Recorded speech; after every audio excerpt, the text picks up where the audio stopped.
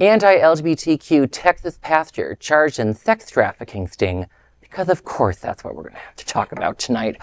What is the logical conclusion when you are a church pastor that preaches that queer people will go to hell because of the teachings in the Bible?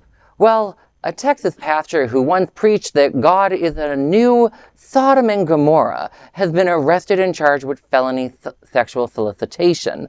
Plano police arrested Terrence James, the 51-year-old senior pastor at North Dallas Community Bible Fellowship, as part of an ongoing human trafficking investigation.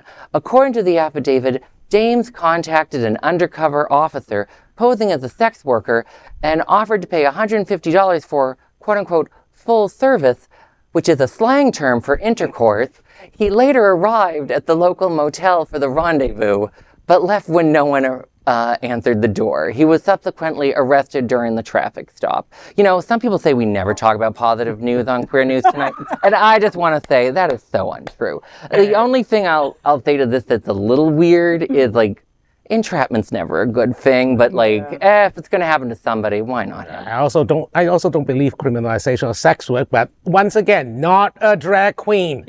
Not a drag queen. Listen, not a good year for churches in Texas, baby. Right. Not a good year, all right? Robert Morris, pastor at Gateway Church in South Lake, right? He turned himself in after being accused of sexually assaulting a girl. Right? Then in Arlington, Ronnie Goins, pastor at Quinoy Church, also turned himself in because he got he had charges of indecent assault and sexual assault, right? Lead pastor of Cross Timber left because of inappropriate interactions with church members.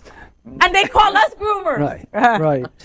You know, the interesting thing, back in the 90s in Miami-Dade County, when we were trying to get the human rights ordinance passed the first time, and it was shot down on first reading, which was kind of unheard of. One of the leaders of that push to have it shut down was caught in a Miami Beach hotel with a mentally disabled 16-year-old parish member. That was my first letter to the editor, that all these commissioners kowtowed to what he was preaching, and now he's the one who's a pedophile with a mentally handicapped person. Wow. So, and what's that old show, Tom? There's nothing like a dame's?